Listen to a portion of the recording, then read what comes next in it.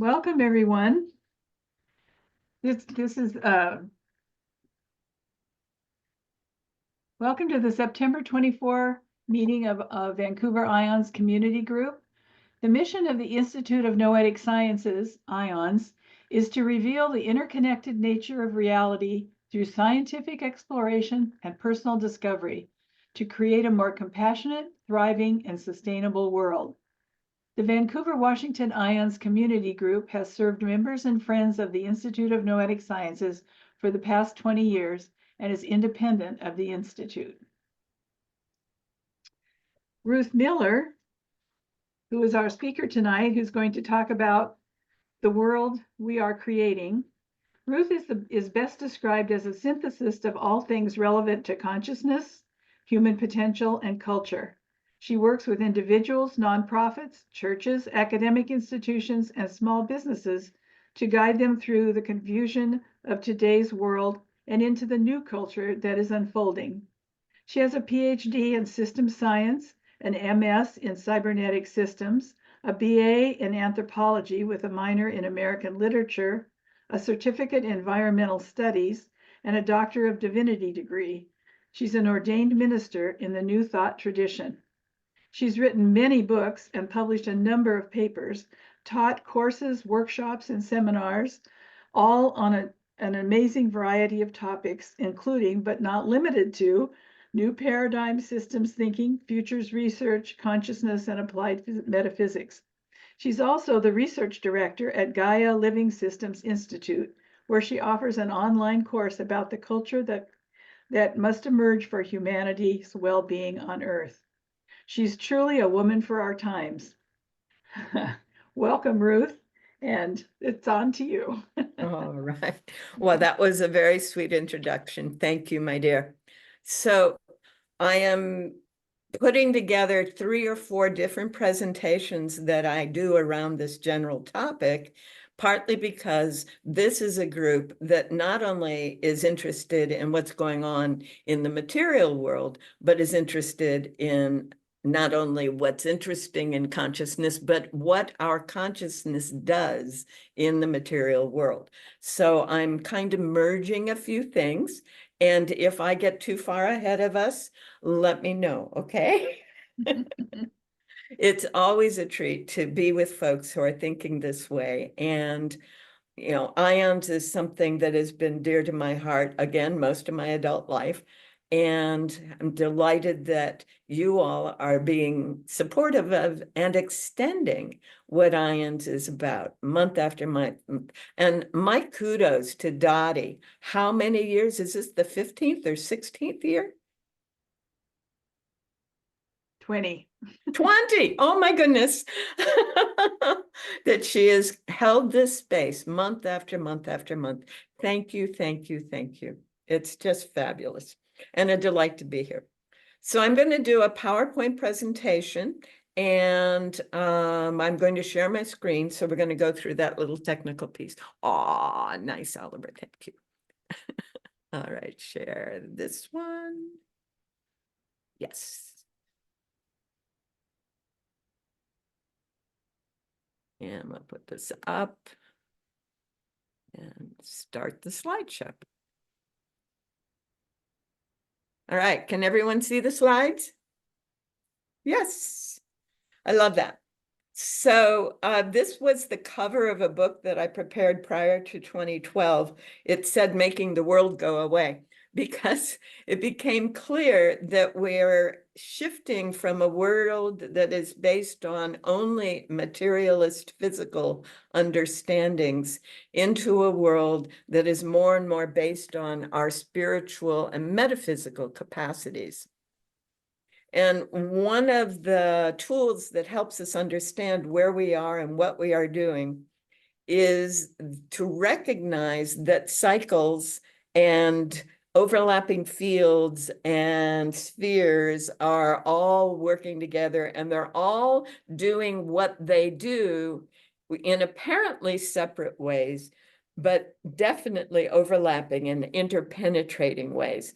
So this Earth is a bunch of spheres. We talk about the geosphere, the rock sphere, but within the rock sphere is a water sphere, and within the water sphere is a molten core, and within the molten core is an iron sphere. So we have layers and layers within the geosphere, and then the biosphere, which includes all the ecosystems and all the life forms that are on this planet that are undergoing major shifts right now.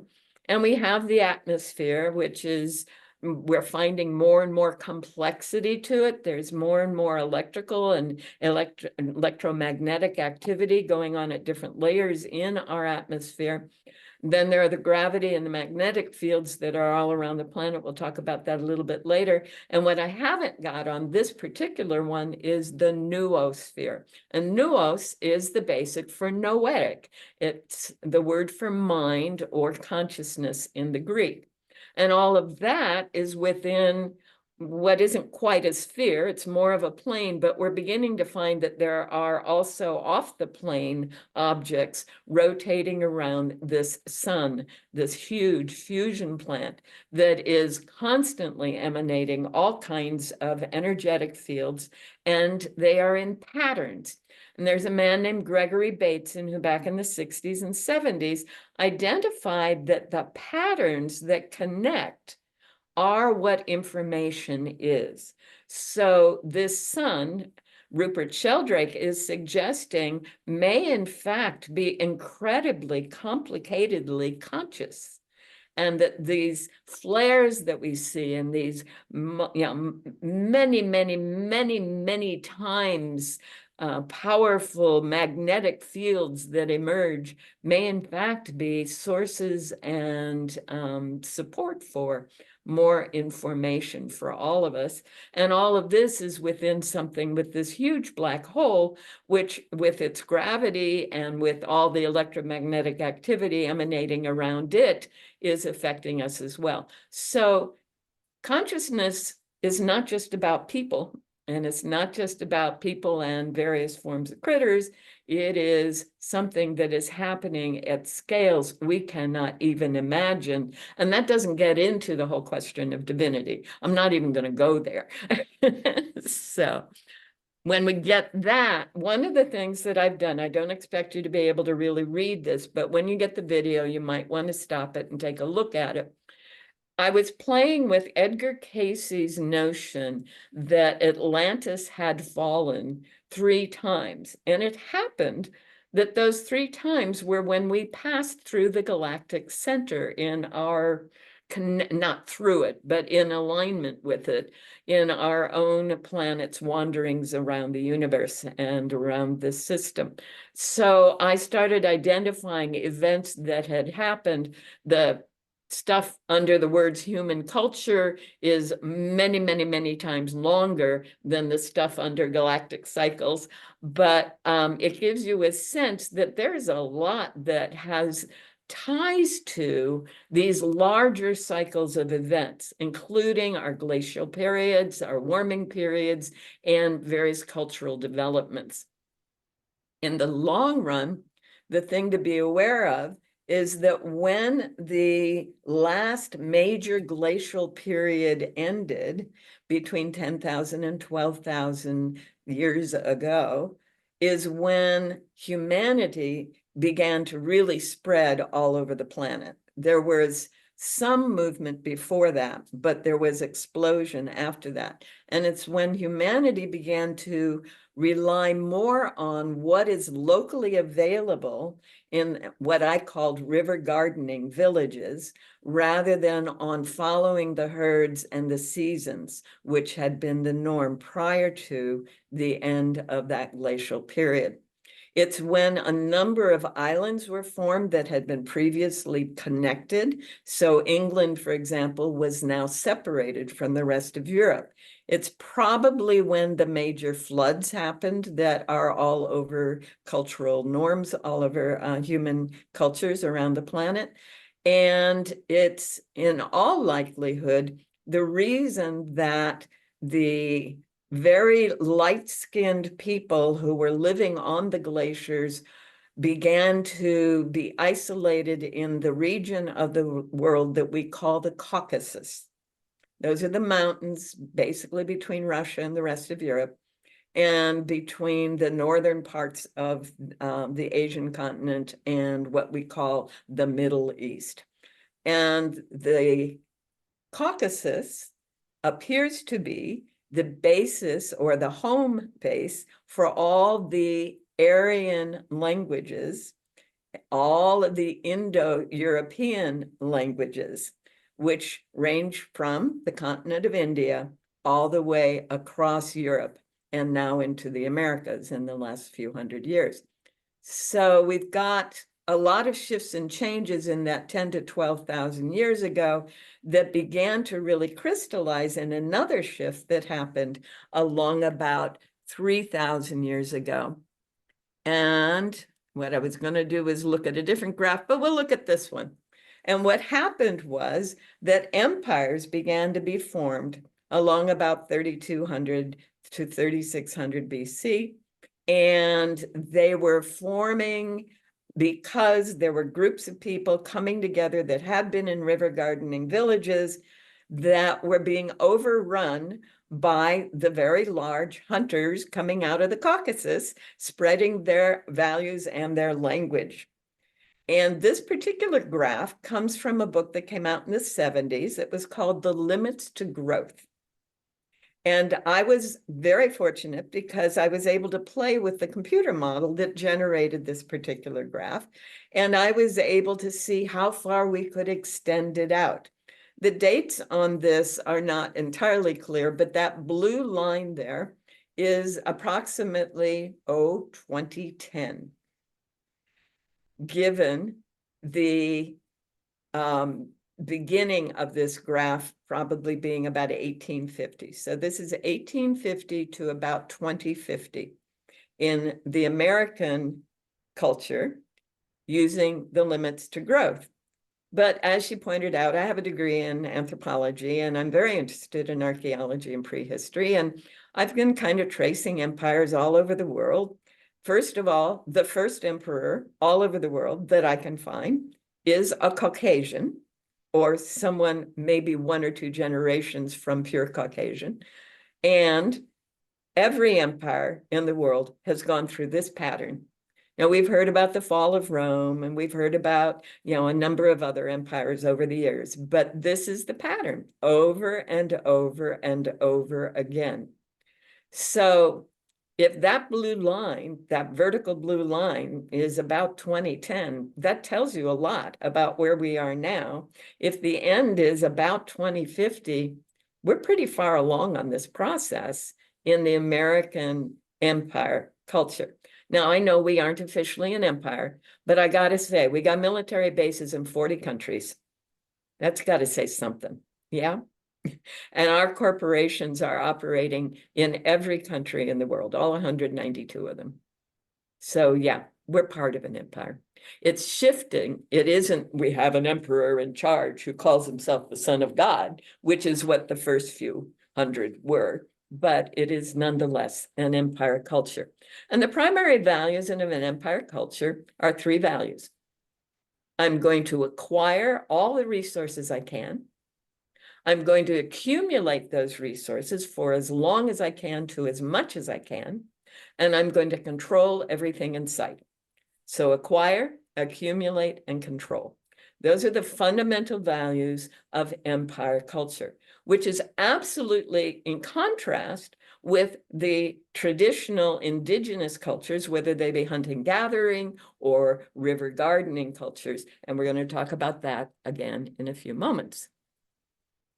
So this beginning cycle, the way the Mayans talked about it, started about 3114 in what they are calling the fourth age. Interesting. If we look at the Hindu notion of the current cycle, the Hindus say it's when Krishna died and the degenerate age began. 3102 BCE. And core samples say that there was solar activity that increased and the Sahara was transformed from its fabulous, vast rangeland with thousands of animals and hundreds of tribes, right about 3100 BC. Interesting, isn't it? And then the beginning of empires starts in that period, when people are collecting in the river valleys because the rainfall is not happening, the herds are pretty much wiped out, they have to follow where the food and the water is. So they move into the Nile Valley, that whole area we call the Fertile Crescent, the Tigris, the Euphrates, basically extending from Anatolia, Turkey area, the base of the Caucasus Mountains, down through the river valleys into northern Africa. The Mayans talk about the development of all that has ever happened as consciousness developing. If you go down to the bottom of this pyramid, the Big Bang is the beginning of the pyramid. And it's saying that consciousness, each of these underworlds is a level of consciousness. So at the level of the cell is what is emerging with the Big Bang. And then as that evolves, and that's a several billion years, 16.4 according to the Mayans, who were in love with calendars. So they really counted this stuff out. The mammalian underworld begins to emerge at 820 million years ago.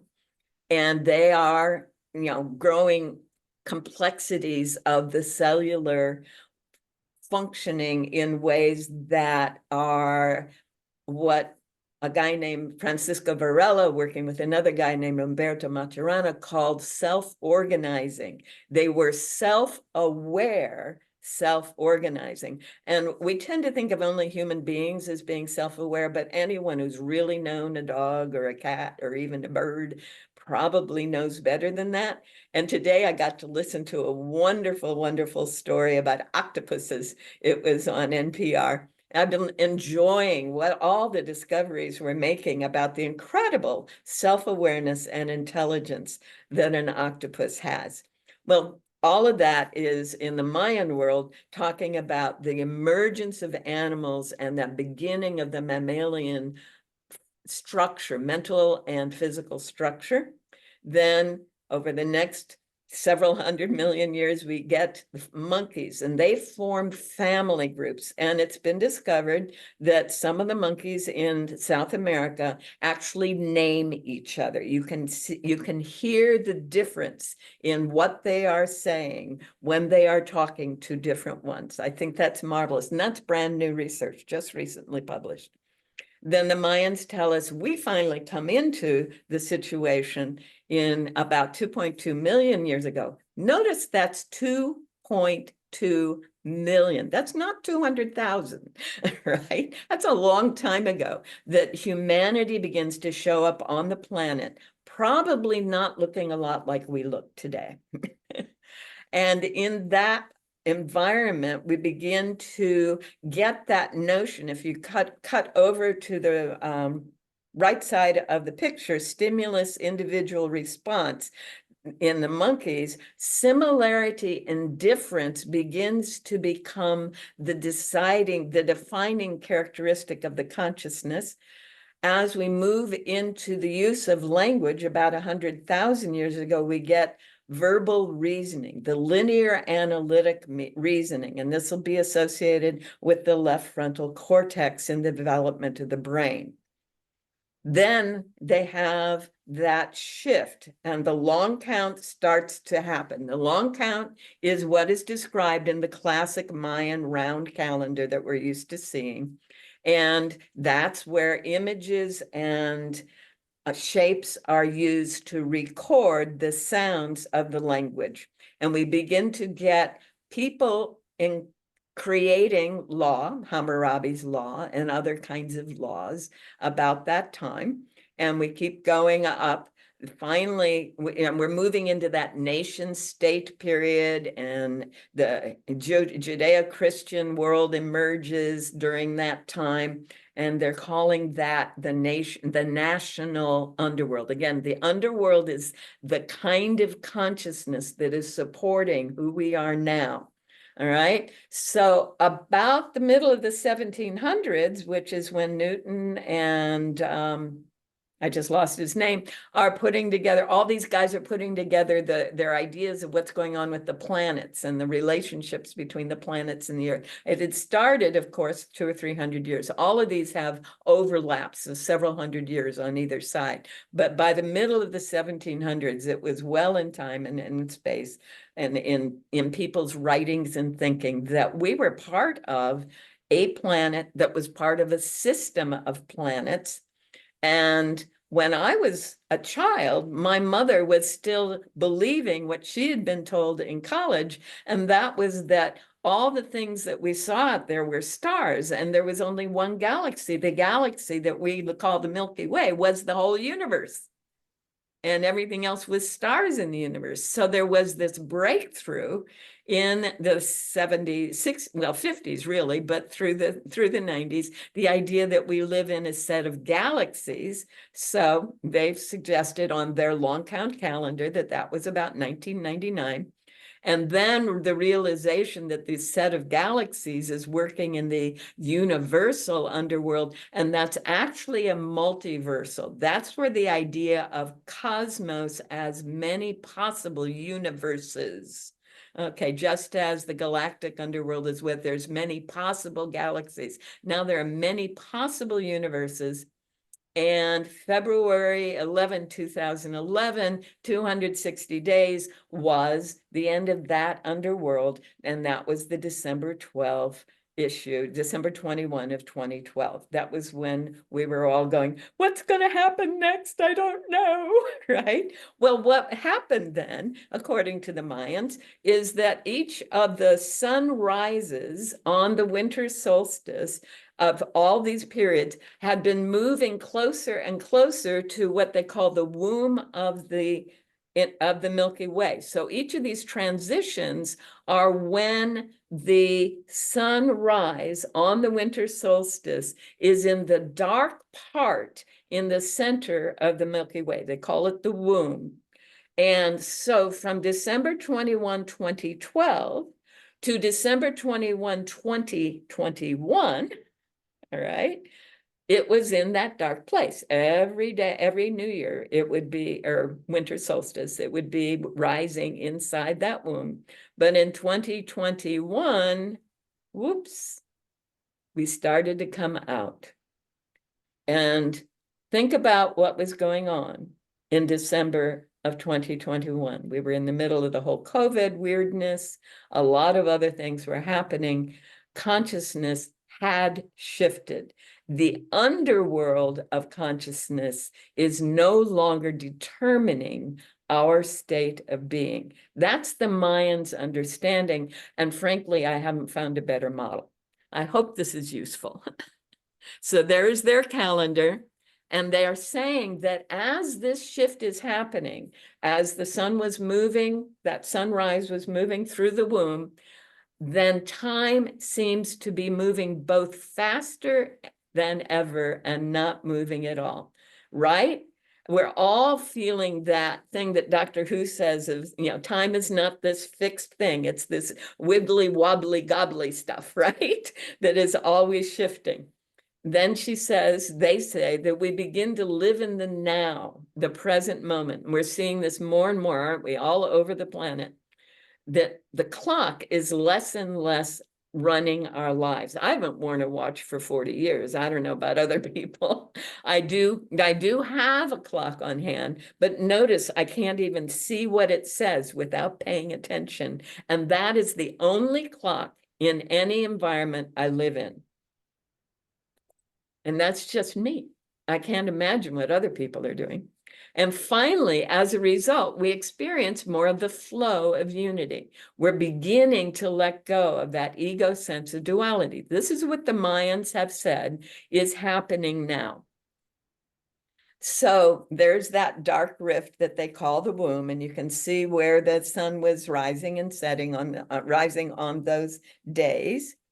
And at the end of the whole thing, of this new era, there is no separation. And at that point, the elders of the past return to make a communication between the heart of humanity and the heart of the earth. Some people believe that the children that were called indigo kids or crystal kids are those elders returning. Other people are experiencing spirit guides. They're experiencing shadows in their space. They're experiencing very specific guidance. Some of people are actually waking up to, oh, I was that in a past life. I'm supposed to do this now. That's Satguru. That's exactly what happened to Jazu Vasudev. Was that same thing. When he became Sadhguru, he was a construction manager. He had 22 construction jobs going the day he went into trance for 3 days and came out, went, oh, I guess I'm not supposed to just do that. Right? That was Satguru. So it's the beginning of a new era. Okay, according to the Mayan tradition. And this is one of the things I love about it. Technology based in spirit and biology, life enhanced for all beings, and humanity taking on new forms. And that conforms to something that I'll show you later. Ken Wilber is talking about this levels of consciousness in his own way. This is his chart of consciousness development. And he's saying where we are is where those blue squares are. That all that other stuff was what humanity was going through to get to this place. And I'm going to suggest that that lowest line in the blue squares is the 70s, the 1970s, where we're beginning the transpersonal. And that in starting with what was called the harmonic convergence in 1987, we start to get into that subtle, the seed forms of manifestation, right? And we start moving into the causal by the beginning of this century, the year 2000, noticing that the movie The Secret came out in the early 2000s. We are causal. And we are now moving toward the non-dual. And that's what the Mayans said was going to happen. So this current world or age, I'm going to spend some time looking at what current trends are. And these are going to be things that you're not usually going to find in the media. From various cultures, we are in the fourth world, that's the Mayan, the fifth age, that's the Hopi, the Kali Yuga, which is over according to anyone who follows Yukteswar, who is Yogananda's teacher, or Sadhguru. The Iron Age is over. Civilization is over, and that just means living in cities. The age of 5 races is over. The age of time is over. The materialist age is over. And it all ends with the lifting of the veil, which is what the Greek word apocalypse means. So that's what we've been going through and what is ending as we speak. If we look at this culture in the context of all the previous cultures humanity's had, that skinny little line that's wiggling along the bottom, that's hunter-gathering tribes, okay? And then directly above it is a blue line that says expanding. Somehow the G got lost in this version of the graph.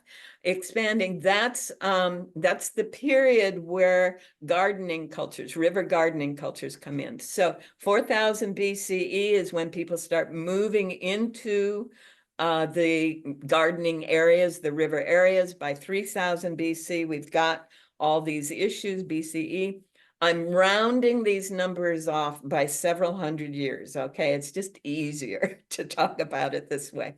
Along about 1000 CE, a very interesting thing was going on. This is what we tend to call the Dark Ages. This is after Rome has officially fallen. The Catholic Roman Church is taking over most of Europe, and all those good things are happening. Okay, so 1000 CE is when the Templars are formed. 1000 CE is soon after, it's when the Mohammedan expansion, the Muslim expansion, Islam is expanding, is happening. A lot of things are going on, but the thing that I'm going to focus on here is a very little thing that was happening in Europe. And that is there were a bunch of men who were monks, and they wore white robes. and they were following Saint Benedict's rule of how you be a monk. And in Saint Benedict's rule, it doesn't matter who you were outside in the world. When you come in here, you are one of the brothers. All the brothers are equal. Okay, so we all wear the same thing. Some of us have been here longer and need to, others need to learn more how to be there, but we are all equal brothers. And each monastery elects the person in charge of the monastery, not in charge as in I'm going to tell everyone what to do, but in charge as making sure everything gets done and is the representative to the world out there. So everybody's equal and they elect a leader in a world of divine right kings and emperors. Interesting. Now the Cistercians, these white-robed monks following St. Benedict's rule, were missionaries of a sort. And what they would do is they would approach a king or a baron, anyone who had land, and they would say, we've seen that you have that 50 or 100 acres out there that nobody wants. If you will give that to us, we will raise our sheep and we will, grow some wool and we'll, we'd like to just have our monastery over there, and you will be blessed because you have given these sacred people this land. And so these monks would go to, get this piece of land out in the middle of nowhere, and they would bring a few sheep. And it was always 9 brothers. And over a 10-year period, they would build their monastery, but they would involve people from the community in herding their sheep and in helping them build their structures. And each one of these monasteries included running water, flushing latrines, water-powered mills to manage the wool, water-powered looms to convert the wool, so carding machines and looms, right? And all the monks were equal, and they all knew how to read and write, and anyone, any male, could become a monk. Interesting.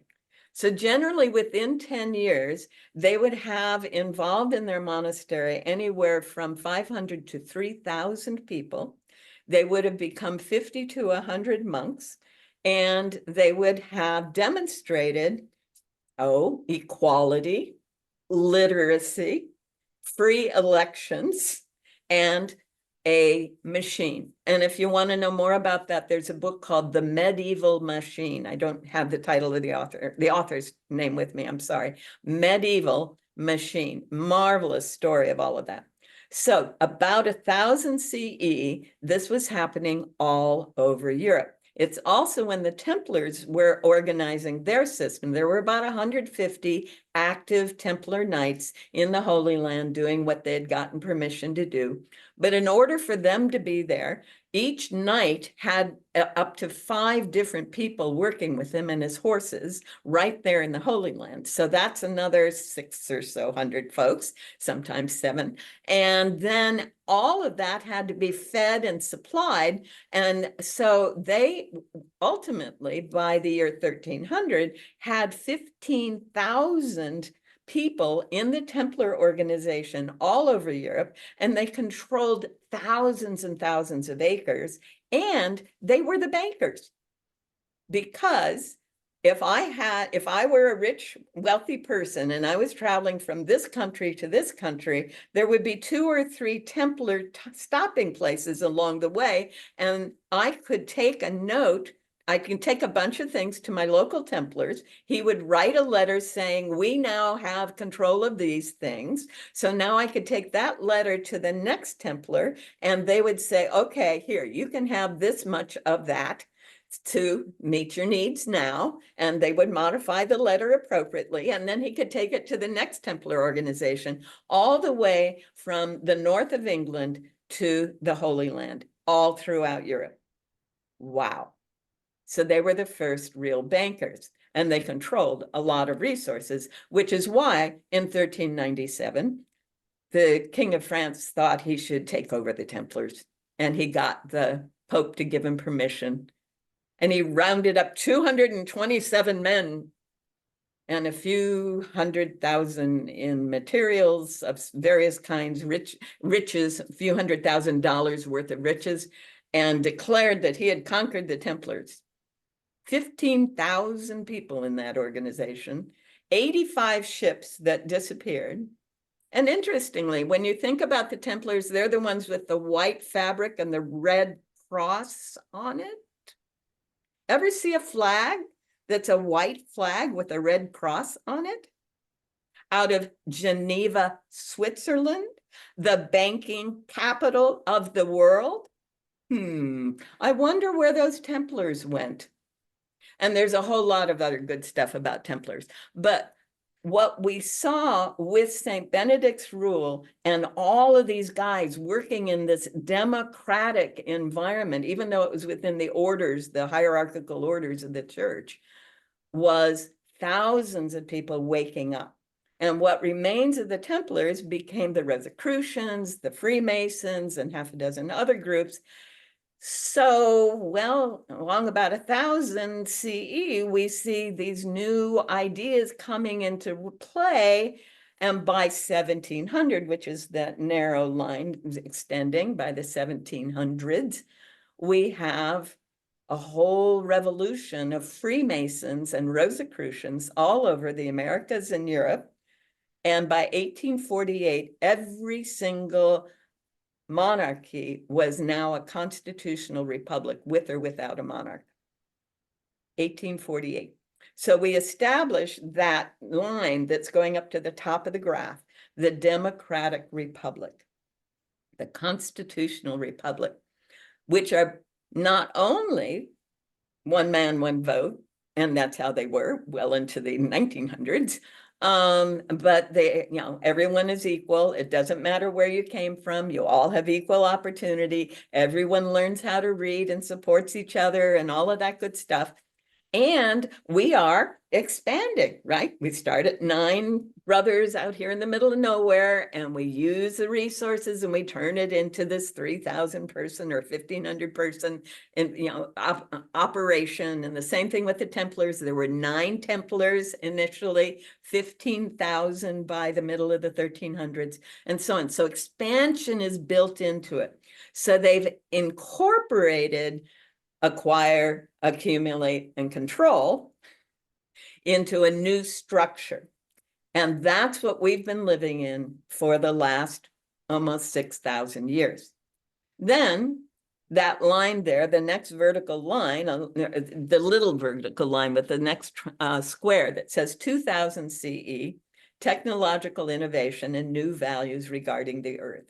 Okay, in the middle there is that olive green kind of line, and it's sort of falling off about now. That's the medieval fiefdom. Those are the kingdoms. Those are the emperors, and they never got very big because you can't. Well, that's another thing that we learned in cybernetics. You got to have as many controllers as you have variables. You can't have one person controlling a lot of different variables. Things fall apart, which is part of why that earlier graph about empires fall apart. So they can't ever get very big. They look very big sometimes, but even if you look at when Alexander was the emperor of all of that land, what he had done is he had just wiped out Darius, who was the emperor of this part, and he wiped out other people. So individually, he had taken over what other people were controlling. And when he died, that got divided up to 3 guys, and each of those got divided up. And so we have a whole different sort of thing. Krista, what is it you have to say? Sorry, I accidentally raised my hand. Okay. Just ignore me. Sorry. Okay. Thank you, dear. You can lower it. Use the same button. Okay. All right. So now there's another line showing up on this graph. And as you see, it starts at that 2000 CE, technological innovation and new values. In every case, we've got a technological innovation and new values. And in this case, it's the new values regarding Earth. Now, I put 2000 CE, but for me, the beginning is 1965. And the reason it's 1965 is not just that the Beatles started being popular. It's because the world was waking up to ecology and environmental issues. By 1969, the US had an Environmental Protection Act. Silent Spring was very popular. Pete Seeger and all the folk musicians that were talking about environmental issues were very popular. It was becoming part of the culture. Environmental issues, our relationship to the earth. We started waking up to the possibility that those, quote, primitive people that weren't, quote, civilized might know something we need to know. Right? So that's when we started, about 1965, but I'm going to say 2000. And what was beginning to happen as a result of that was a new kind of a culture beginning to form. It was homesteaders that were not exploiting the land, but were nurturing the land. And that's what we're seeing more and more of, and we'll talk more about that. It was people connecting with each other and with the earth. Whole different way of relating to whatever our experience had been, building on everything we'd learned through these other cultural forms. So this is what's been happening for human culture for all of this time. And you can see that I am saying that now both the Democratic Republic and the medieval fiefdom are dissolving while this new culture is taking off. And in the meantime, there's probably going to continue to be hunting gathering groups. I just kind of let them fade out. And there's definitely going to continue to be river gardening cultures because there are communities on this planet that have been on the same piece of land quite comfortably for thousands of years. One of my fellows in Florence went home to his family home. They're living in the same building they were living in 1,000 years ago. Yeah. And the Hopi have been there a long, long time. Most of the pueblos along the Rio Grande have been there a long, long, long time. And yes, they have been required to not live sustainably for a long time, unfortunately, for close to 100 years, but they're learning once again how to live sustainably on that land. And it's beautiful to see. All right. So having said all that, we are nonetheless much better off than we've been told. All right. This is the Human Development Index. It's a UN tracked thing. And it includes the lifespan, access to knowledge, and a decent standard of life. Notice that for virtually all of humanity on the planet, it's been going up, and it continues to go up. Now, there are ups and downs in very specific areas. Rwanda has a lot of downs in there, but by and large, humanity's development index, their ability to live a long life, their access to knowledge, and a decent standard of life is going up. A large part of that is this: literacy is going way up. Another piece of it is this: child labor is going way down. So children are being given the opportunity to learn, not just be turned into production machines. And we are seeing more young children survive worldwide. We actually have fewer wars, fewer people dying in wars right now than we've had in a long, long time. There is far less violent crime than there has been. This is only the last 10 years, 20 years, but that graph is a long curving downward curve for the last 100 years. Isn't that interesting? You'd never know that if you paid attention only to the media. But one of the things that I'm amazed by, I grew up on the edge of the ghetto in Chicago.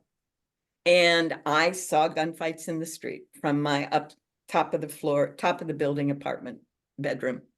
And I'm looking down at these people. And when I was walking home from school, the beat cop would walk down the street to make sure I was okay. He'd walk on the other side of the street. I mean, that's the kind of world I grew up in, right? That's not news, wasn't news then. But if it were happening now in that neighborhood in Chicago, it would be news, right? And I kind of, I was sad, but I kind of had to go, you got to be kidding me. When national news was that a 3-year-old got lost for a few hours, right, a few months back. We have got to go very far away to find things to be very upsetting in the news anymore. A friend of mine says he remembers one day he was in California, Central Valley, and he turned on the news, and the announcer actually said, "We're terribly sorry, but there isn't enough bad news to report anything. Listen to this good music." I thought that was beautiful. So extreme poverty worldwide, we're down to about 10% compared to over 30% just a few decades ago. Extreme poverty meaning barely, homeless, no roof over their head, no clothing, no food, that kind of a thing. In the US, we've seen a steady decrease. There was a bit of a spike right there with that whole thing around the money being handed out during COVID. People are spending less of their income on food. More of their income, just a little more, on going out and having food somewhere else. So they're spending less of their income on food at home. One of the pieces that we're aware of is food producing land. Now, the light green is the absolute best. And you can understand some of the issues in the world when you see where the really good land is for growing food. And the red, obviously, because you know your geography, is the worst. It's very hard to grow food on those lands. It's not impossible, though. And one of the things that's happening right now, and I'll talk a little bit about how you can find out more, is that those places that are red and those places that are dark blue and dark green are finding ways to utilize the existing resources to be able to grow food for themselves locally. They're not having to import food quite so much, which is a good thing. Worldwide, more and more people are living longer and longer lives. Unfortunately, in North America, it was 89 just a little while ago. And now it's 84 because North Americans have been eating a diet that does not work for us. Now, one of the things people were really worried about 50 years ago was that by 2040, we were going to have 12 billion people on the planet. Well, that's not happening. We got a curve, we got zero population growth. One of the things that we're seeing is when women are allowed to learn and are able to establish mutual support systems, they don't have so many children. And so that's what's happening worldwide. There is not a labor gap, though. For those, that's one of the things that some people want to scare you with. Look at that labor producing population. It's going to be fine for the long haul here. So we've got more more older kids, a lot more working level kids and people, and we've got a flattening out, if you will, a flattening out of the very young. This curve, however, was the UN estimation, as Pew's based on the UN. This is when you look at a variety of different projections for the population. So the vertical line, again, is today, and the population projections range all over the place. Notice what we just saw is that black dotted line. That's the UN curve. But look at the range. There are many, many people that say that by 2050, enough people will not be having kids that we will have started on a downward curve that cannot be stopped. So that rather than going up to 12, and even, we might make it up to 11 billion, all right? But in all likelihood, we'll barely touch it, and we will be going downward for a world population back down to the carrying capacity of the planet with minimal ecological distress, which is close to 2 billion, which is where we started in the 1950s. We were at the comfortable carrying capacity of the planet, which is part of why 1962 was the highest quality of life experienced ever in North America. We all had homes, we all had flushing toilets, almost everyone had some kind of a television, radio combination. Every household had a vehicle. There was access to public education, public libraries, and almost everyone had a working income for their household. My mother was concerned because in 1962, there were more televisions than flush toilets, but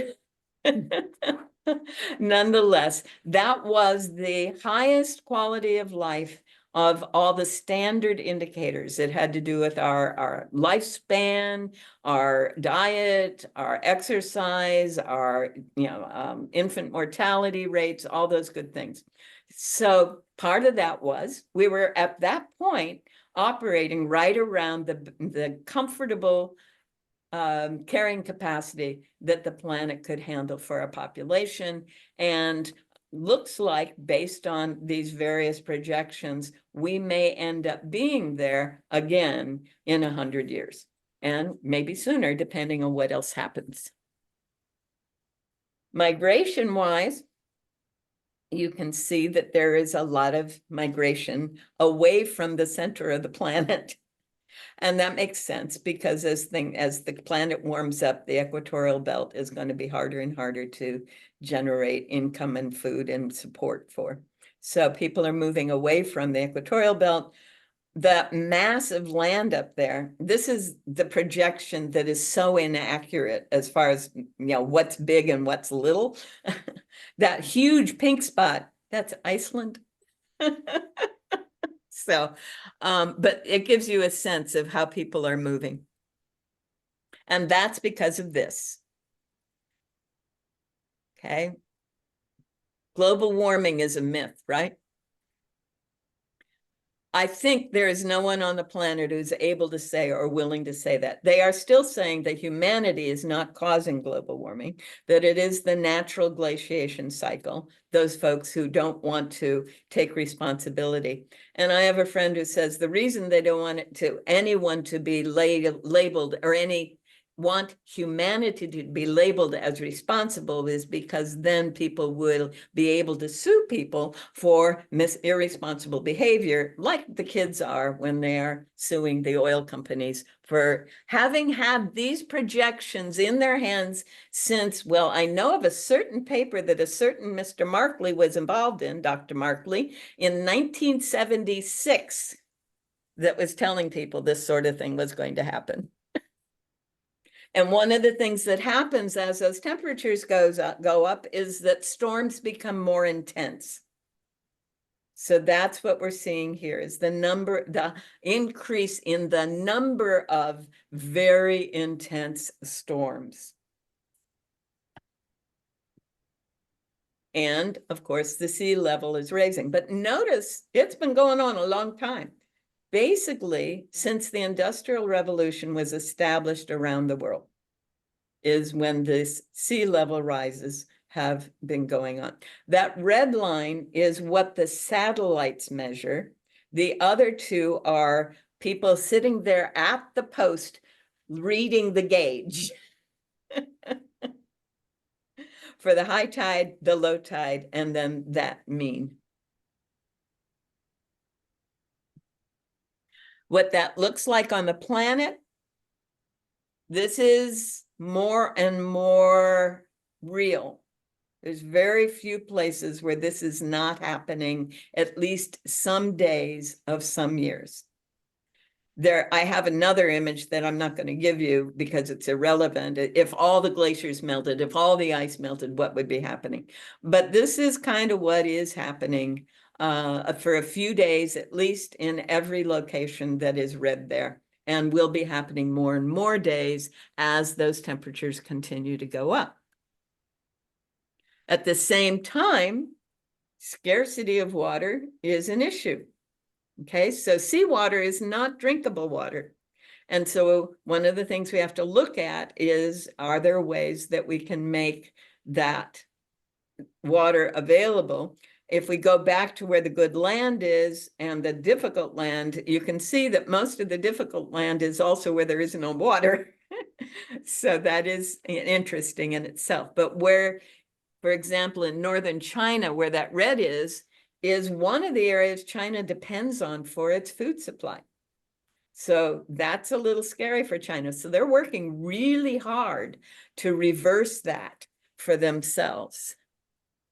I'm going to do the same thing in India. That red area of India, there are contests every year happening where 40 villages learn how to stop the monsoon rain from flowing off their land and into the ocean, and to start capturing it to grow crops with.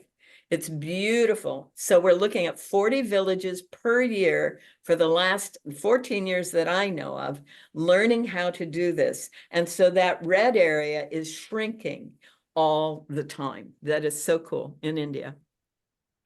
So the UN identified in the 70s 17 ways to know whether an area was going to be able to get through these difficult times. Some of them are ecological, some of them are economic, and some of them are social. The ecological is pretty straightforward. The economic, maybe not so much. So the idea that people actually have savings is part of how you know whether it can be sustained, their situation. That their debt stock is minimized is part of it. That they're putting some energy into research and development, that they are not concentrating so much what they are doing, and that their ratio from the richest to the poorest is relatively small. And that's the income quintile ratio. And the gender inequality index, where women are considered part of the community instead of property in the community. And then in the social, how much of the population is in different kinds of poverty, and how many people over 65 are dependent on others, either the government or family or whatever, whether they can be independent or not. So these are indicators that the UN has identified for almost 50 years. They have ranked different countries in these indicators. And in 2010, we were number 10. In 2023, we were number 35. We had not shifted hardly at all in those 13 years in what we were doing, and all those other people had gone ahead and done more work.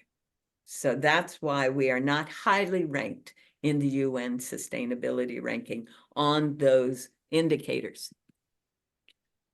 All over the world, all kinds of nonprofits are forming, some government agencies are forming to begin to bring about those indicators. And this is where we get to highlight Elaine's book. It's 200 pages of links to all the really good stuff that's going on in the world. It is a fabulous resource, and I told Amazon so. So if you have not had a chance to check it out, do go on Amazon and check it out, because it is a resource definitely worth playing with if you're at all interested. And you could wander around in there and feel good about humanity for hours at a time. It is a marvelous, marvelous contribution to what we are doing. So Hiding in Plain Sight by Elaine Cornett on Amazon and Kindle. So what I'm saying is we've ended one period. We're just in the final little dribbles of that. And we're coming into this new era, which is the fifth world in the Mayan tradition, the sixth age in the Hopi tradition. What we have been taught since the 1980s is the age of Aquarius. And the evidence of the official astrological transition happened in 2021. The age of light is another name for it. The Eon of Horus, that was one of the ones that the early prophecies suggested. The Native Americans say that this is the time when we blend all cultures and colors. And as I pointed earlier, the Mayans tell us this focus is going to be on spirituality. And the book of Revelation, not revolution, Revelation, tells us that this is the time when the old heaven and the old earth shall pass away, and there will be a new heaven in a new earth. Some of the people that have given us forecasts about that, these are some of my favorites. Ken Carey wrote many books on the subject, but his book Vision and his book Next Millennium, they're intuitive channeled books and they're pretty powerful. Dwayne Elgin, Awakening Earth and Living Universe are science-based books. They're not intuitive channeled books, and they're very, very, very good, very readable. And I try to make sure they're in all the libraries that I work in. Eckhart Tolle, most of you, I'm sure, have been reading his A New Earth. And then there is the one that Chardin wrote, The Ultimate Earth, that most of us know nothing about. But he was talking about how the Earth life must be when humanity has become the noosphere, not just kind of touching it. So the cultures that we're moving into, wow, when I transferred this graph into this medium, it didn't work quite as well as I like, is all of these parts of life, okay? It's the natural environment affects every aspect of culture. The economy is a function of the natural environment working with the technology. It's the production and distribution of goods and services. And I do a whole thing on how what we call economics isn't economics. It is a whole schema of illusions. And then our technology are the tools and techniques that we use to work in the natural environment. Our social structures are the systems and methods that exist to stay together long enough to raise kids. You know, it takes 12 years for a newborn to become skilled enough to be able to survive on this planet. So you got to have a structure in place for that child to have those 12 years of learning. And in traditional cultures, that structure is the whole village, not two people trying to figure it out while they make enough money to try to live, right? And then all of those are affected by the values, the assumptions, the expectations, the beliefs, the attitudes. So if we're in a culture where the fundamental values are acquire, accumulate, and control, then all of these other things are going to be attached to that. But as we let go of those values and say, no, our values are about cooperation and honoring and connecting and providing access to democratic processes and all of that, as we shift those values, then we begin to have a very different structure, and with that, a very different political structure. And so part of what we're seeing on the planet, as we're watching that empire, that global democratic republic culture fall apart, is how are decisions going to get made if you're not doing it the way you've always done it before? We don't have the structures in place to do that at the large scales. So what a lot of people are doing is shifting to small scale decision making. They're making decisions in the local communities more than, and they're not depending on those larger institutional structures. So Chardin was telling us, this is written in the 50s, our noosphere is designed to close in upon itself. It's a change of state in conformance with the law of complexity and consciousness. So he understood complexity theory in the 50s and saw that it applied to the nature of our consciousness to abandon its organoplanetary foothold, to shift to its transcendent center. So as we recognize that who I am is not this body, but is this transcendent being becoming and demonstrating and experiencing and expressing as this body, then the noosphere begins to shift its state. And so the Mayan prophecy that we begin to operate out of spirit becomes our norm. He says that's the end and the fulfillment of the way the old earth was, what he calls the spirit of the earth, the end of the world, as the book of Revelation says. So a lot of you have heard about the Hopi prophecy. This rock right here, that's the Hopi prophecy right there, folks. That's it. Everything else is interpretation, including this sketch that's an attempt to copy what's on this. If you look at it, even this is a bent old man leaning on a cane. That's not what you have here. So for what that's worth, even the sketch is an interpretation of the carving on the rock. But if I have time, I'm going to look at my clock. I do have time, don't I? It's only 8:26. I would like to play a little video that a guy who is the brother of a good friend of mine put together. He is a Cherokee storyteller. He put this together in the early 90s. Can you see that? You can't see that. No, You're just getting the old picture? yeah, Okay, hang on. Playing. This is where I need to pause it, if I can. Okay, escape. We're going to stop for a second here while I pull all of this up. Cancel. And I'll put it on pause. Dottie warned me about this. All right. So let me take that back to the beginning.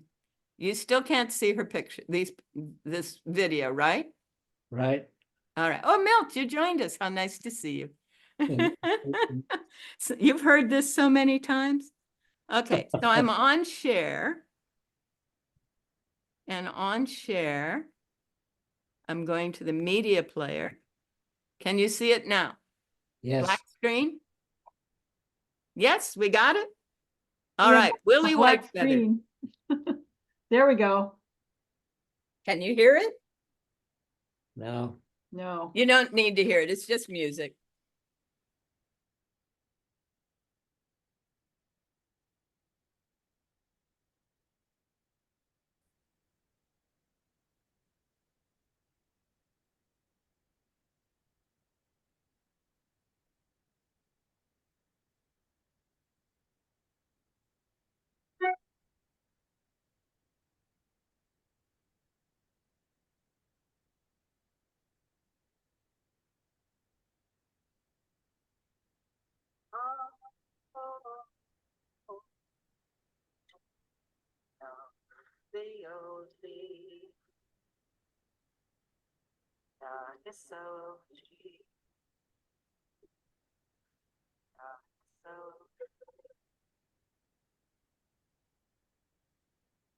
That's the Hopi prophecy.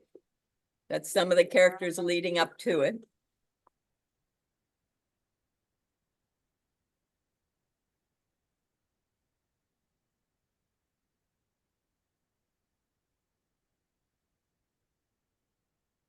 How people lived for centuries, he's saying.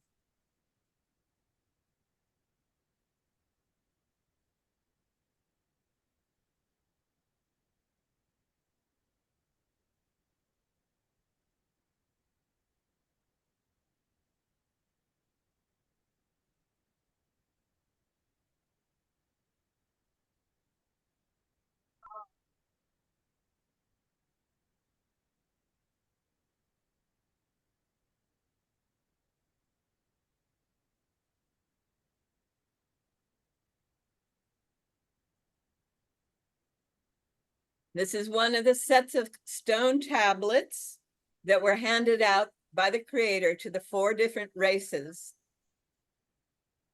And this is how the story on the prophecy is told. He picks things up.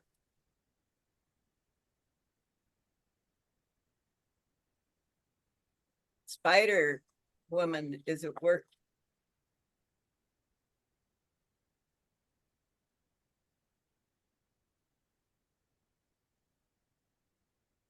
We get so much stuff.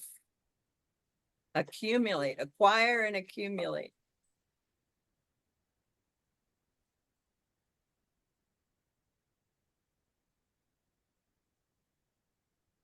People get to be harmed by it.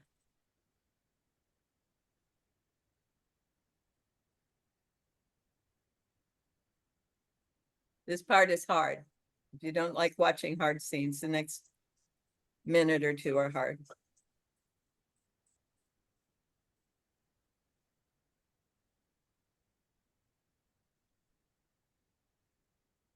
Willie had this theory, whenever we did something wrong on one side of the planet, nature would erupt on the other side of the planet.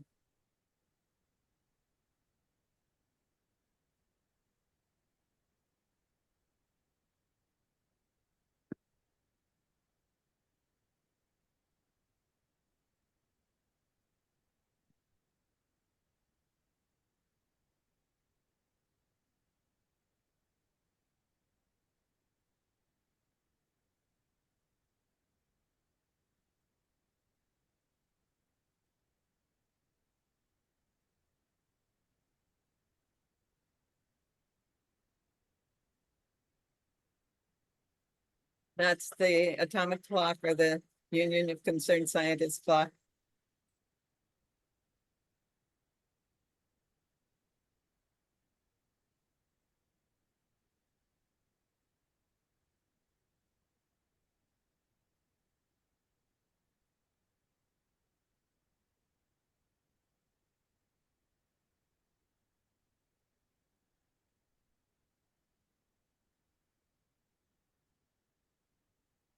That path of grabbing things and accumulating led to all that distress. So the elders meet in their council, and people all over the world pray.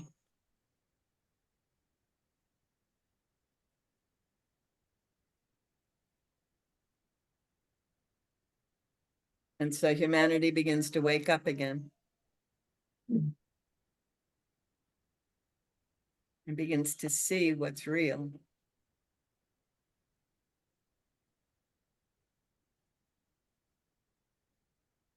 And once more chooses the path that humanity has flourished on always.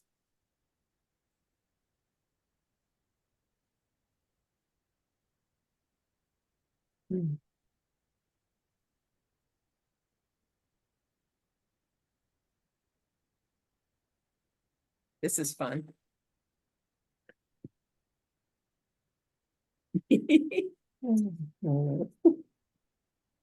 So generations pass on to generations and help each other form a life that can work.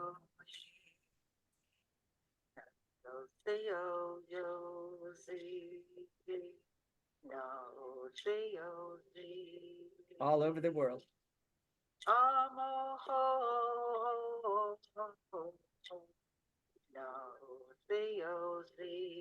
Waters run clean. I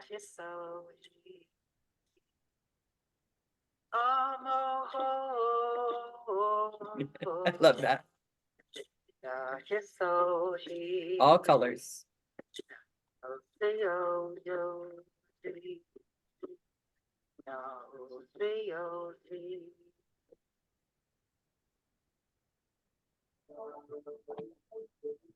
Okay, so Willie Whitefeather put that together. Isn't that amazing? All right, so let me create this slideshow again. Here we are. Slideshow. Go back to share screen. Where'd it go? There it is.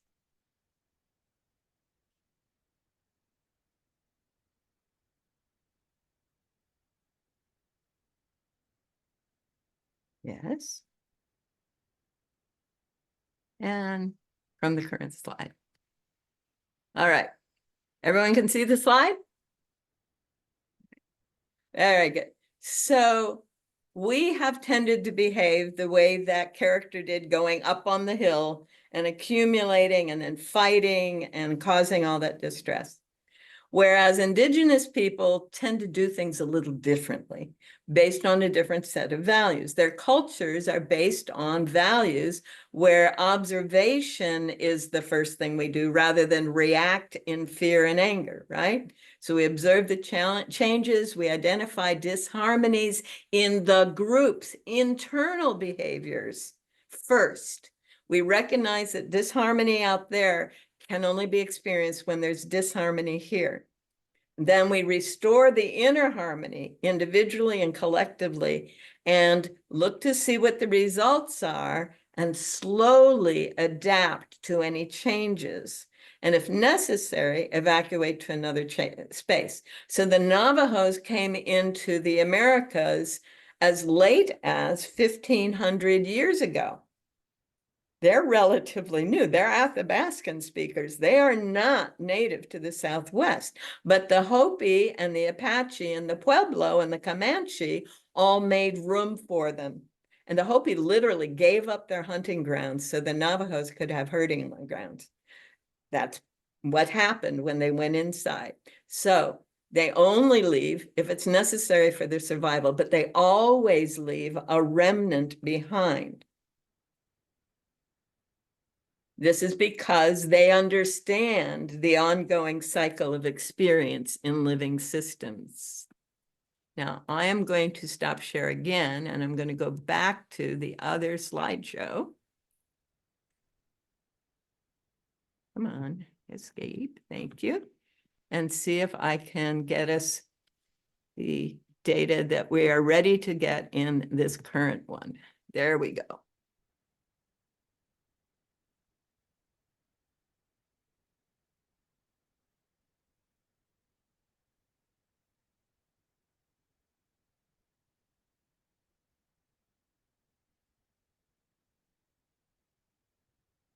All right, Lee Brown, New World, yes? Okay, Lee Brown is a Native American who became a Baha'i. And in the 90s, he was leading groups all over the North American continent and into the South American continent, where he was trying to explain what was going on.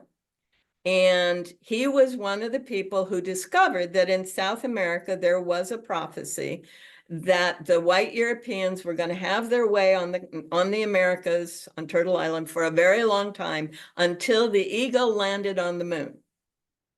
And Milt is very familiar with this one. What happened in July of 1969? We got to hear the voice say, "The eagle has landed on the moon." And people got out and walked on the moon. And that very year was the first year the United States Congress accepted a bill that had been introduced hundreds of times that would allow Native Americans to practice their own spirituality the way they chose, including using peyote. Was within 90 days of the eagle landing on the moon. Isn't that fascinating? Right. So Lee Brown says, now we're going into the human world. The mind is going to be opened up to the radiance of our own soul, and the cycle of the human beings is going to come back. And something so good is going to happen on earth, it cannot even be described.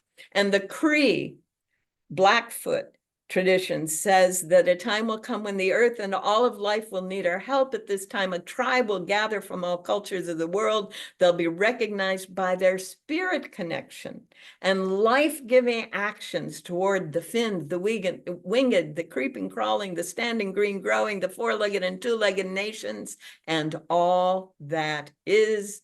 They will awaken humankind to find a star inside themselves. This star will guide them. Isn't that gorgeous? Yes.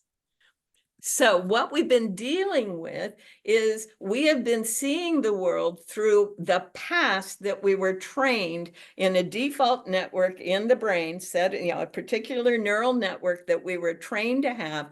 Now there's two different pictures in that picture. Some of you are seeing an old woman looking down, and some of you are seeing a young woman looking away. And it's the same picture. So if you're seeing an old woman looking down, you're seeing one eye, eyelashes, nose, mouth, right? And babushka. If you're seeing a young woman looking back, this is a necklace on a neck. This is an ear, right? This is a chin, not a nose, right? And that's her eyelash. And the feather is common to both of them. Isn't that fascinating? We see through our perceptual framework. I like to think of it as like this. And our job as we mature is to modify that perceptual framework so we are not being driven by what we were trained to see.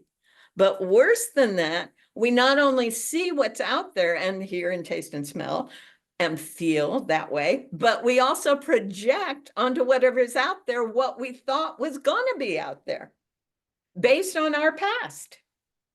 So in order for us to function in the world, again, we have to stop being driven by what our past was and stop projecting what fits the past, what supports what our normal emotional state has been, and start allowing ourselves to experience in what we are. I do a radio show every week. It's called Noetic Moments, and it's the science of consciousness. And if you start with the first show, I just recorded show 118.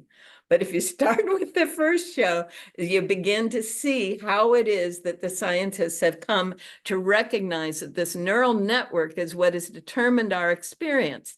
When in fact, this is what we are right here. That's what we are. We are these energetic beings radiating these energies based on our every thought and our feeling and those subconscious beliefs we're not even aware of until they show up in the world out there and we think it's out there, but it's actually right here. So, as the Buddha tells us, all that we are, including all that our world is a result of our thoughts, and I'm going to add feelings and belief systems. And this is because this single photon or electron is everywhere, because a wave is everywhere. It's not in one spot until an observer is present, and then it occupies this point in space and time. So our consciousness is bringing form to the energy. And this is what they call the collapse of the wave function, right? When consciousness observes a wave function, it automatically selects from this infinite wave a single phase to lock into and turn into a tangible possibility and experience in this world, this universe. And we call that tangible possibility matter. This is from a book, Space, Time, and Beyond, came out in the 60s by Fred Alan Wolf. Many of you have heard of his name, and a guy named Ben Tobin. Vibrations of thought patterns and specific harmonies structure all the matter, right? If I'm selecting from this infinite wave possibility, it has to do with the vibrational pattern, and that vibrational pattern then takes form in matter, and it says one ham on rye coming up. Now, I'm going to give you a funny little example of this. One of the gals that I work with here in Beaverton, and I went out for, I don't remember, lunch, a midday meal in the middle of a workday, just a few days ago. And the place we thought we were going to go to was just too full. There wasn't room for us, and we were hungry. So we went down to a couple doors down to this new place that had just opened up that said Cajun food. And I'm going, cool, Cajun, yeah. And so we go in, and it turns out to be a place called Bag o' Crab. And everything comes in plastic bags, and it includes bags of crab. But we didn't want crab, so we got fried fish, and the fish was good. It was really good blackened fish. But, you know, she was saying how much she liked crab. So the next morning I'm home and I'm typing away on my computer, and my neighbor comes down and says, my son-in-law just delivered a whole bunch of crab here, which I then passed on to the gal who really liked crab. Right? That's how the universe is designed to work. And so we call it synchronicities, and we think it's miraculous. No, that's normal. And that's the world that we are moving into, whatever we call this new world. That is the post-collapse of the old world that we're moving into. And we've seen this in the sciences more and more. The sciences are, this is a psychology thing. They've discovered that if someone is grateful, they get changes in their emotional pattern, they get changes in their personality, they get changes in their social life, which leads to more happiness, which leads to improved health, which leads to improved career. And all of those are interconnected simply because they've been gratitude. They've felt gratitude, not acquire, accumulate, control, but appreciate. And happiness results in the world around them as much as in them. So to continue with Fred Alan Wolf and Ben Tobin, when thought and experience become one, that's when we know our consciousness has changed. So think crab, have crab show up, share the crab. That's what we know. Consciousness has changed. It's all a function of the thought. And John Lennon understood that. All right.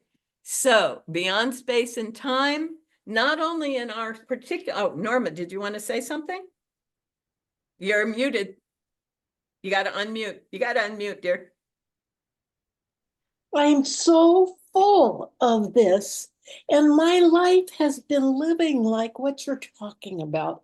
And I Yay. can't take any more into my head right now. Well, but just I wanna let be it able float to- right on by. I want to talk with you and ask you tons and tons of questions and talk about it. It's All right. wonderful. Well, we may have some time when I'm done. And if not, we'll do some other thing. Okay, Norma Jean? I'm just going to listen to you, but I'm not going to get excited anymore. Oh, yeah, right. I can't do it. I love it. So in Fred Alan Wolf's world and in mine, consciousness is the totality that is everything. Space-time is something that exists within the consciousness. So it's like consciousness surrounds and space-time is something within it. And various times, consciousness and space-time are interacting and things happen. And there's awareness, or there is stuff, or there is experience. Course in Miracles tells us when we're doing that miracle space, when we're in that miracle space, where that which was a problem no longer exists in our awareness and our feeling space, then time has been leapt over. And then time is no longer necessary. And along with the Mayans, the Course in Miracles tells us that when time is no longer needed, it will no longer exist. It's this wibbly wobbly squishy stuff that's just there to help us.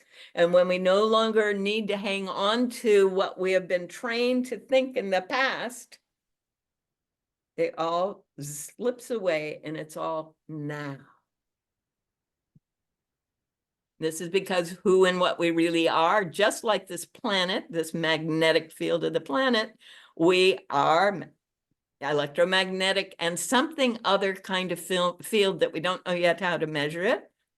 And this is what the Heart Math Institute likes us to recognize, that the field that is who and what I am constantly being is so much bigger than the body, and so touching many, many, many other fields all the time, so that what I am being now is affecting everybody that I've ever resonated with, to buy into Rupert Sheldrake, which is what this is all about. The resonant patterns overlap and reinforce each other and grow and expand, so that ultimately we are reaching outside of this apparent material world into what's truth. And so in our normal way of thinking, what we've been trained to think, we have to act on matter to create change. We have to do things to make them happen. But as we accept the metaphysical, we begin to shift our thought and feeling. We're beyond the physical. We make the changes that way. Then as we get beyond that into the mystical of knowing it is all one unfolding good power, becoming more and more of its goodness self, that consciousness becoming more and more what it is. As we experience that, then the world around us takes the shape of aligning that. And ultimately, we shift into the absolute, where there is no change. In that field of consciousness, there is no change. There is just beingness. and it's all perfect, always. And that's the transcending of the probable futures that people have laid out through our physical, none beyond physical approaches. So I am done with my talk. And we can do whatever is your norm, Dottie. Wow. Well, I'm sure somebody must have a question. We have 10 minutes for questions. Yeah, I have a question. Can we breathe now? I'm so sorry. Did I do that to you? I did that in about an hour. Wonderful. Yeah. Oh, I see my video. I didn't realize my video was off. So maybe, yeah, just like that. I'm glad you're back. Well, thank you, Ruth. That was quite comprehensive. And you know, it fits so well with so many other things that I'm reading and listening to, and you know, it's just amazing. Well, my hope was that we could tie together a lot of those loose ends that seem to be out there Mhm. and realize, no, it's all this thing that is actually happening around us, through us, as us, being who and what we truly are. And as we discover things out there that seem to need to be changed, and we go in here and go, oh, I can see how my thinking, my feeling, my being is being reflected back. Okay, I can make that shift and change here. I can shift from the fear, or I can shift from the anger, or I can shift from the desire to control, right? Then I won't see it out there so much. And everyone benefits. And the world becomes more and more what it is becoming. Janine, you have your hand up, and Oliver has his. So Janine. Yeah, just really quickly, I'm thinking of like two ends of the scale. There's probably more to it than that, but I'm thinking of the unified field physicist Nassim Haramein with the feedback feed forward and the double torus and that we just saw in the Yep. heart. And Yep. then I'm thinking of like my little 2-year-old grandnephew who just came in so bright and present and alive and creative. And I just think I see it all there, whether you're 2 or you're a unified field physicist. Thank you, Janine. That's beautiful. Sure. Oliver, you wanted to say something more. Your hand's up. So is it me? Yep. Okay, so the historical sweep is just incredible.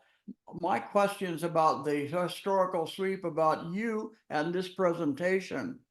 How have you shown this? How is it going? What is the trajectory that you see for this presentation and this work that you're doing? Is incredible. Well, thank you, sir. Wow, from who you are, that's an amazing phrase. Thank you. I do this whenever anyone asks. I don't do the pieces, all the pieces that I brought here, because I don't always have an audience that is ready for all these pieces, right? I knew you all knew enough that you would have something to attach everything that I was saying to. So I do offer this to anyone who's asking for it. And I'm not ready to write it because I think it needs the interaction. Milt. Yeah, I was thinking as I was listening, particularly when you mentioned gratitude and the energy of gratitude and how it expands out into this quantum reality that we live in. And I agree with you. And I think so much has to do with language. Yeah. Funny thing about that, Milt. Yeah. He and I have written 2 books about language. One was called Language of Life, Answers to Modern Crisis in an Ancient Way of Speaking. And I wish I had known more then when we wrote the book. But I think part of the issue for getting where we want to go is to recognize that if we aren't speaking a language of life, if we're speaking an alphabetic language, then there are things we don't know, and we grapple with it and grapple with it. And if we could learn to calmly accept that there are other people who know what we don't know because they are speaking, to understand the power of a language where every utterance is about life. And every word, I believe, has come out is a story. And so when those cultures, as they're talking and telling these stories, they are from the time a baby is a baby, all through the maturation stages that they go through, they are building this understanding.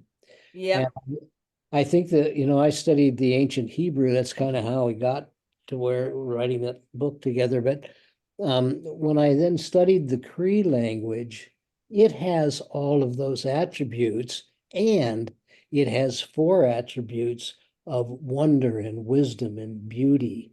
And it is so full of gratitude Hmm. that it's creating that energy that you were talking about.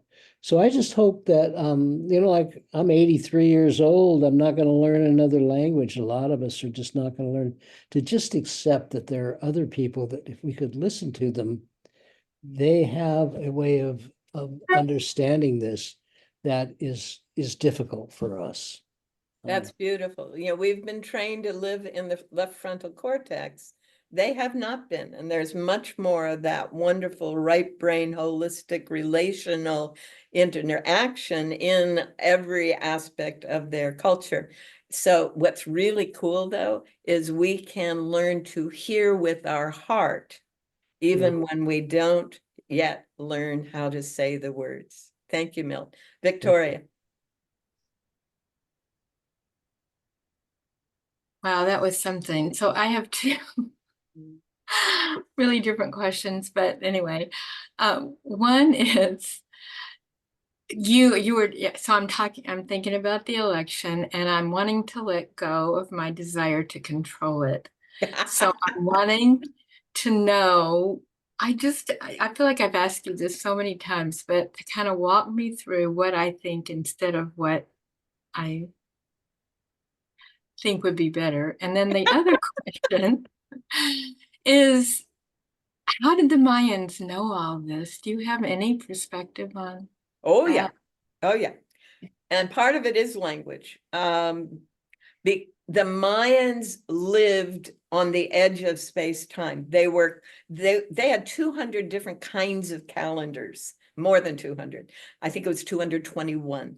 They were constantly seeing the interactions of this process and that process and that process. And so they were really aware of what had been and what could be and how things were interacting to come up into something else. And that's what was going on there. The other piece of what you're saying, though, we are all trained to go into, I got to fix it when something out there doesn't look like the way we want it to be, right? That's this culture. That's what this culture does. Acquire, accumulate, control. And so our job is to step beyond this cultural training, to step into that way of being that Milt describes as a language that is life, right? That step into that way of being where you can be living in the world that doesn't have those conflicts, those issues, those concerns, those worries, whatever, now, and can experience the deep gratitude for that. There is David Alexander has been doing a thing with intention around this election through online. If you look up David Alexander election intention, you should be able to get it. But it's all about finding that state of consciousness, that state of being in which this American election happens in and for the good of the whole, right? And experiencing that and going into gratitude and appreciation that it is already done. We step outside of space and time so that the consciousness that we are can reach down into space and time and bring forth the experience we're ready to experience. Wow, you really merged those two questions in an amazing way. Thank you very much. Thank you, Victoria. I always love your questions.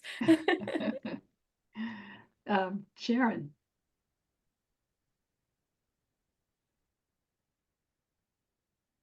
You can always hold down the space bar,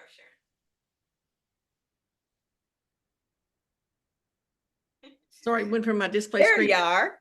Yeah, there we are. All this time I was thinking about the Course in Miracles because I go on Sunday morning to the Course in Miracles, and then you brought it up at the very end.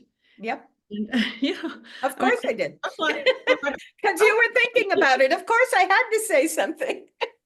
yeah, but stuff, I do have all those synchronicities happen where there's something I'm thinking about, and all of a sudden I go into a store or something and it's there. I don't have to. Yep. Yeah, That yeah. is the nature of the world that we were born to live in, and that is unfolding around us now, that we are experiencing more and more. Yeah, well, and you also brought up the stuff about the like where you're talking about the crime rate going down and stuff like that. And I've lost a few friends. A few friends have defriended me on Facebook because I never they'll say this stuff and I'll never respond that you're stupid or anything like that, but they'll respond to me that I'm stupid and low energy and low intelligence and all this stuff, but that's okay. But when I send them the link to the correct thing, like crime is lower or those types of things, they can't accept it. My mind's made up. Don't confuse me with facts. That's right. Yeah, I'm from the South. I know, I understand. No, really, I get it. And when when we have been really stuck in that particular neural net, that we repeat the same story over and over again, and we build up this hormonal response that is so satisfying around the story, there is no way we're going to let anything else in. So Right. the fact that you have broken out of that and are letting other things in is why I could say the things I could say here, Well, right? I guess Even 5 years ago, I couldn't say everything I just said today. Yeah, I don't know whether any of y'all are familiar with Barbara Stanny Hewson, but she's written, I'm a certified financial planner. And so anyway, she's written 8 bestsellers, and I belong to her group that meets weekly, the Wealth Connection group. And the first few books she wrote, which were great bestsellers, she didn't mention the Course in Miracles. Her later books, Sacred Success and Rewiring Your Brain for Wealth and all of those, she started bringing the Course in Miracles into it. Yep. Yeah, Because so she said she had to it's make a very commonly known form of truth that she can use. right, and she's Jewish. Yeah. So was Helen Schuckman. So was Bill Thetford, But anyway, she talked about that, about how she debated whether to bring this party in or not, and then she started doing it. Now it's very popular. Good. Because that's the world we are more and more living in, right? Right. I went into the ministry because 30 years ago, I couldn't say what I knew to be true in any world I was working in, right? So I had to go into ministry where you could talk about this stuff, right? And then in the last 5 to 8 years, it's been possible to also do the futurist work, or again, do the futurist work with a lot of the same stuff I would have said otherwise, with a lot more data supporting it. Yeah. Yeah. Thank you. Well, thank you, Ruth. This has been fabulous. Thank you. Okay, could I say something, Dottie? Quickly. Hi, Ruth. It's Barb. I see you. You can relate to this one. Let's put a woman in charge. Have a wonderful night. We love you, Ruth. Thanks, Thank Dottie. you, dear. Thank you Okay, all. you can all unmute and say goodbye to Ruth. And thank you very much, Ruth. We really appreciate you. Awesome. Thank you. So great. Yes, Awesome. you, my dear. Awesome. Thank you all for Ruth. coming and joining. Thank you so An much. absolute delight to see See you you. all. It was great. Bye-bye, my dears. Thank you. Bye, everybody. Bye, loves. See you And next thank you, month. Dottie. Yes, and thank you, Dottie, Dottie, for yes. making it Thank you, possible. Dottie. Yep, Thank you. absolutely.